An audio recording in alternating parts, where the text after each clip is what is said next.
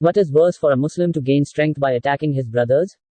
A strange and unfortunate situation that indicates the amount of moral fall that may wear the suit of a caring, kind person who only wants love, goodness, butterflies, and birds. This is how you hear a veiled Muslim activist claiming the will of truth for her sisters as she cites that what she wants is what human rights institutions will impose on her nation despite the big and small in it. So think about this logic. She says that human rights organizations will protect the girl. Who are these human rights institutions? What is the work you do? The laws that it stipulates despite the Muslims? They are the same arms of the United Nations and human rights groups that do not really care except to paint each of us as they want, claim humanity, and then treat Muslim blood in Syria as worthless water. They are the same ones who see the bond of our brothers in Jerusalem and call it a Palestinian-Israeli conflict that must be resolved for peace. The same are those who shake hands with the killers of our brothers in India, the same ones who watch the images of more massacres committed in our nation in the East and the West, so there is no movement from them, neither by law nor by a word of peace upon the mothers of the martyrs, their daughters and their women. They do not follow the conditions of these women and do not care about them.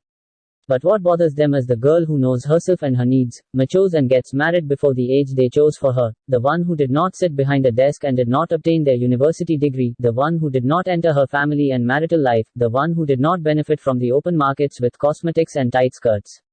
Exclamation mark. You see them applauding the first female gas station worker, instead of helping her, exporting who you say the ideal age for marriage is 25 or maybe 30, substituting housekeeping classes in girls' schools for music classes, and then filling the minds that the role model is that imaginary woman in the company, the huge, with its high heels and its full adornment, amid the jealous looks of men and women about its successes. You find them busy counting the unemployed every year to say that the number of our poor women is still not contributing to society, to say that women are still suffering and they do not have the same opportunities to strive. This is part of their work. As for their laws, they are the representations of CEDAW that every Muslim man and woman rejects, who understands and is jealous of his religion.